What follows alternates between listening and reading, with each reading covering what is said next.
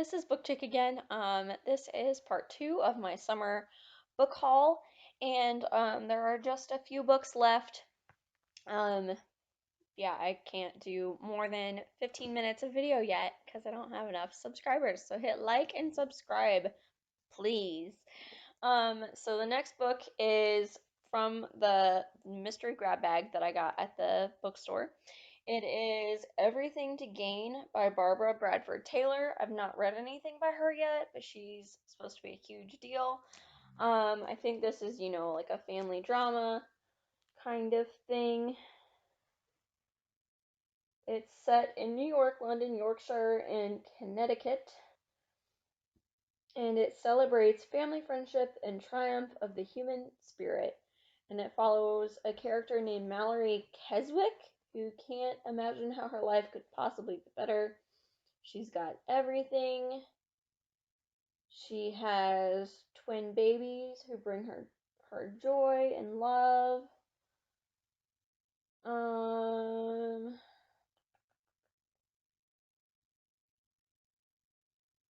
Life seems almost perfect until an exceptionally cruel act of random violence tears apart the fabric of her happiness. Ooh, there's the drama. So slowly Mallory begins to accept that her life has changed, and eventually she comes to know that she must rebuild it with the help of her dear friend Sarah and her loving mother-in-law. She finds resources she didn't know she had and starts a business, finally believing she can overcome her grief and feel whole again. So super dramatic. Probably gonna once again cry. Sad books. My husband's always like, why do you pick such sad books? Well, these were in a mystery bag, so I didn't know what I was getting. It's a gamble we take. The next one is Transistor Radio by Chris Bohjalian.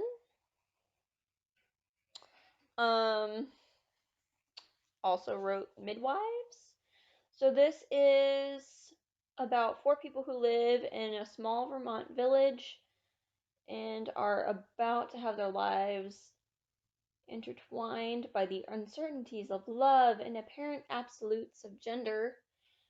There's a, excuse me, my phone keeps going off. I think it's my husband. There's a school teacher, a long divorced mother of a teenager, and the object of her desire is Dana Stevens, a professor at the nearby university and her instructor for a summer film and literature course. Her daughter watches with pleasure her mother's newfound happiness, but her ex-husband Will, the president of the Vermont Public Radio, is jealous and still secretly in love with his ex-wife, and he finds himself increasingly unsettled by the prospect of Allison's attachment to another man. More drama. This doesn't look super long, so hopefully when I get to it, it'll be quick and fun. Sounds super dramatic. Page turner. Interesting cover. But can't wait to get into that. And as if that wasn't enough drama, I have 2 more books by Barbara Taylor Bradford. This is the Cavendon Women, and I also have Cavendon Hall. I don't remember which one is first in the series. This is about 1929. When were you published?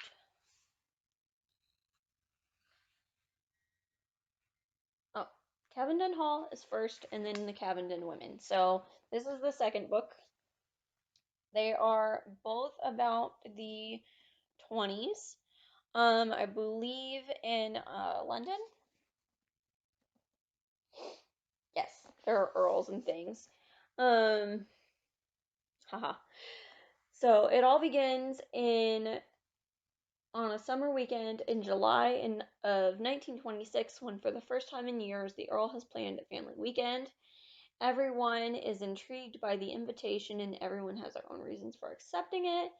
As the family members come together, secrets, problems, joys, sorrows are revealed, and as old enemies, come out of the shadows, and the Swan's loyalty to the Inghams gets tested in ways none of them could have predicted, it is up to the Cavendon women to band together and bring their family into a new decade and a new way of life. So this is the second book. And then the first book is Cavendon Hall. So it says Cavendon Hall is home to two families, the aristocratic Inghams and the Swans who serve them. Charles Ingham, the 6th Earl of Marais, lives there with his wife, Felicity, and their 6 children. Walter Swan, the premier male of the Swan family, is a valet to the Earl, and his wife Alice, a clever seamstress who is in charge of the Countess's wardrobe, also makes clothes for the 4 daughters. For centuries, these two families have lived side by side beneath the backdrop of the imposing Yorkshire manor. Lady Daphne, the most beautiful of the Earl's daughters, is about to be presented at court when a devastating event changes her life and threatens the Ingham name. With World War I looming, both families find themselves tested in ways they never thought possible. Super dramatic. Anyway, so that is the last book that I have from the haul that I have here with me. There is one more, which is Deadly Education by Naomi Novik. I don't really know much about it, other than that there is like kind of a magic school and the main character. I think the main character is a young woman. But if you haven't read any of Naomi Novik's books, you really, really should, because they are seriously so good. Like right up there with J.K. Rowling. So good. So the first book that I read by her was Uprooted. Then I read Spinning Silver, and so when I saw that this one was coming out and I saw that Owl Crate was doing a special edition, I jumped on it. So I will try to put the cover up there on the screen. And once I have it, I will like show it to you guys and tell you some more about it. But I'm super excited for that. I actually have a couple other books that my best friend borrowed. Let me see if I can find those real quick. I also got America, America by Ethan Canin. I think it's set during World War II, not 100%. Let me do a quick search on Amazon and see if I can find a description. I was wrong. Okay, so America, America by Ethan Canin is set in the early 70s. The main character, Corey Sifter, is the son of working class parents. He becomes, that's my cat. He becomes a yard boy on the grand estate of the powerful Marais family. Soon, the family's generosity. He is a student at a private boarding school and an aide to the great New York Senator Henry von Willer, who is running for president. And before long, Corey finds himself involved with one of the Marais daughters. I don't know how to say that name. So again, some more like family drama kind of stuff. So then the next two books are murder mysteries.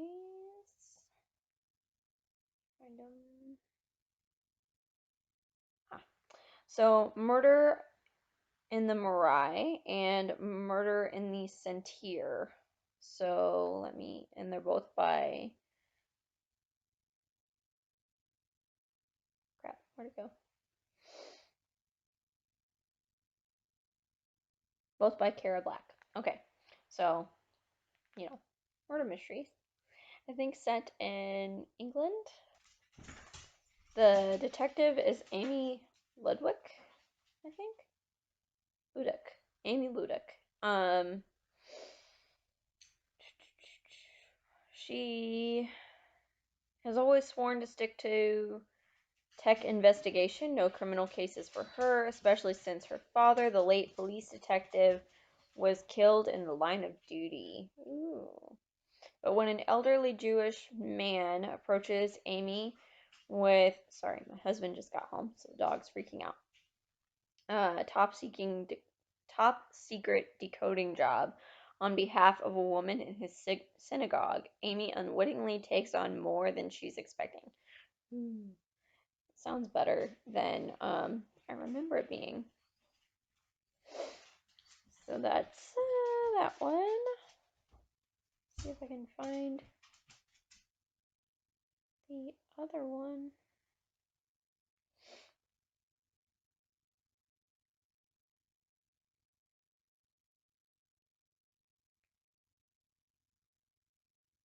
Murder in the Sentier. This one is the same detective. Oh, she's Parisian.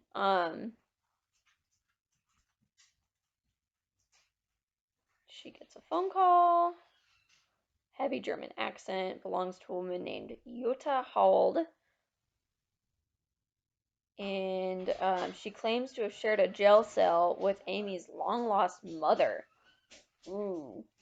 So I need to get these back from my friend so I can read them soon.